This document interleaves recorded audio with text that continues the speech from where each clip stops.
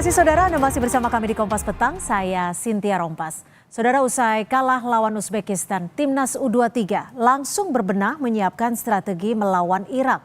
Pelatih Sintayong juga meminta pendukung Timnas kembali memenuhi stadion di laga hari Kamis. Pelatih Timnas Sintayong terus mempersiapkan timnya melawan Irak dalam pertandingan hari Kamis. Indonesia akan kembali diperkuat Rafael Struijk di lini depan. Sementara untuk lini belakang, Sintayong juga memiliki pemain pelapis untuk mengisi posisi yang ditinggalkan Rizky Ridho.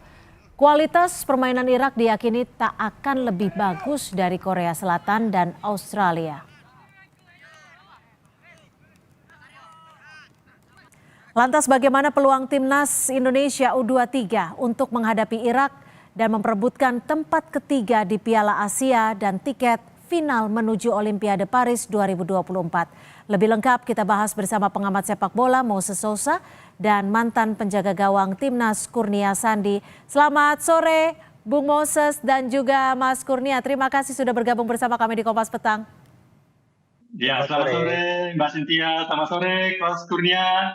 Bung Moses, Ya. kira-kira perspektif Anda nih, masukan Anda saat nanti melawan Irak, apa yang harus dipersiapkan Indonesia?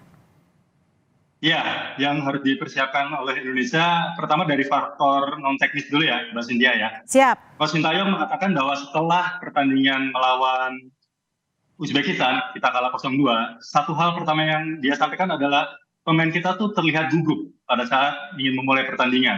Dan itu memang tercermin bagaimana cara kita bermain. Berbeda saat kita melawan Yordania maupun saat kita mengalahkan Korea Selatan. Ya, kita sama sekali tidak bisa berbuat apa-apa. Sama sekali kalah segalanya dari Uzbekistan. Kita terkurung dan lain sebagainya. Nah, faktor non teknis inilah saya pikir yang harus dibenahi. Jadi pemain harus bisa lebih tenang. Dan yang paling penting, lagi-lagi ini non teknis, harus bisa lebih termotivasi. Kalau pada saat partai semifinal kita memimpikan kita masuk final kemudian juara Piala Asia, nah kali ini mimpinya adalah kita bisa terbang ke Paris. Jadi mengalahkan Irak, kita langsung terbang ke Paris. Jadi bisa lebih termotivasi. Itu dari sisi non teknis. Nah kalau dari sisi teknis, nah ini menarik nih. Banyak pihak mengatakan bahwa ini kerugian, kita kehilangan Rizky Ridho di belakangnya, karena biar bagaimanapun Rizky Ridho ini adalah kapten tim dan juga stabilizer pertahanan kita. Nah, saya justru melihatnya bahwa bisa jadi tanda kutip keuntungan. Kenapa? Karena saya pikir ini adalah saatnya bagi Coach Sintayong untuk bisa mengubah pola. Ya, mengubah pola. Saya yakin bahwa pihak Irak pasti sudah mengamati bagaimana Uzbekistan mengalahkan kita. Ya, begitu gampang pertahanan kita dibongkar. Nah, dengan absennya Rizky Ridho, maka bisa jadi kita akan memainkan 4 pemain belakang. Jadi polanya 4-2-3-1. 4 ini, 2 back tengahnya adalah Wagner dan juga Ferrari.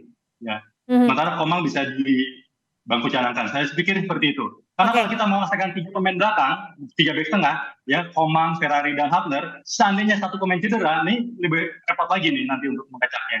Saya pikir begitu Mbak Cynthia. Oke, kalau dari perspektif Mas Kurnia sendiri seperti apa? Rizky Ridho tidak diturunkan, lalu siapa yang paling tepat untuk menggantikan posisi lini belakang?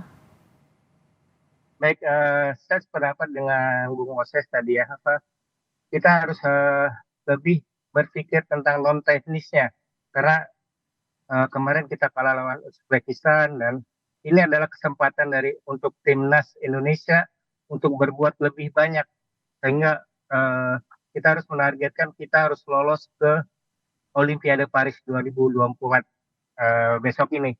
Dan ini juga kesempatan yang bagus juga untuk para pemain untuk menunjukkan bahwa ini Indonesia bisa berbuat banyak di pentas dunia, di Asia, di pentas dunia pun, bahwa Indonesia bisa berbicara banyak di sepak bola, begitu. Bung Moses, lalu apa sebenarnya yang patut ataupun harus diwaspadai nanti dalam bertanding melawan Irak? Baik, kita akan kembali ke Mas Kurnia. Mas Kurnia, kalau dilihat dari cara permainan Irak, apakah Indonesia patut mewaspadai bagaimana Irak memberikan perlawanannya atau pertahanannya? Ya. Saya pikir tim Irak tidak sekuat tim Uzbekistan kemarin, dan saya lihat 2 gol yang diterima oleh Irak adalah ketidaksiapan atau koordinasi yang kurang di lini pertahanan mereka.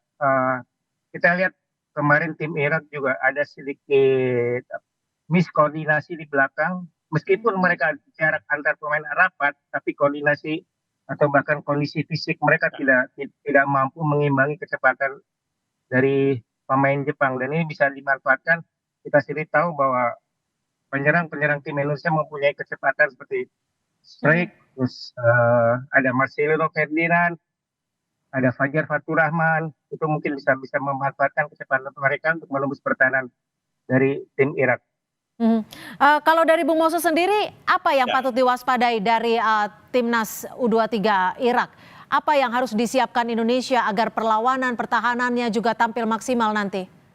Ya, tadi saya sudah katakan ya, Irak pasti sudah mengamati bagaimana pertandingan Uzbekistan melawan timnas Garuda. Artinya, di situ banyak sekali celah yang kosong. Kita pakai 3-4-3 pada saat melawan Uzbekistan. Sementara Uzbekistan memakai pola 4-2-3-1. Ya, banyak celah ya, terutama dari sisi kiri kanan. Kita tuh gampang sekali diterobos oleh pemain-pemain Uzbekistan. Nah, saya pikir ini yang harus jadi fokus perhatian dari Sintayong. Itu satu. Yang kedua, dari sisi Iraknya, ini ada pemain utama mereka nih, Ali Jassim, sudah 3 gol, meskipun 3-3-nya dari titik putih ya. Yang pasti dia punya motivasi tinggi untuk menjadi pencetak gol terbanyak di event ini. Ya, dia hanya bersaing dengan Norcev dan Uzbekistan, sama-sama 3 gol. Artinya kita tetap harus fokus, dan yang saya bilang tadi, artinya kalau di semifinal kita memimpikan masuk final kemudian juara, nah ini cuma satu nih, ya, mimpi kita adalah lolos ke Paris. Ya, jadi motivasinya harus bisa lebih besar lagi, ya, seperti itu. Mas Kurnia, lalu menurut Anda komposisi mana yang paling tepat saat nanti melawan Irak?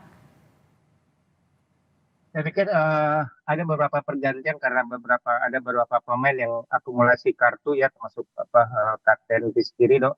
Tapi saya pikir tidak masalah karena di belakang kita punya Ferrari, kita punya Komang, dan mereka sudah terbiasa bermain bersama, dan saya pikir tidak masalah. Apalagi kita punya keuntungan Rafael Strike, dia bisa main lagi dan kita bisa memanfaatkan kecepatan dan agresivitas Strike di belakang, di depan. Bung Moses, bermain tanpa kapten seperti itu, apakah ini bisa menurunkan semangat ataupun motivasi dari para pemain lainnya menurut Anda?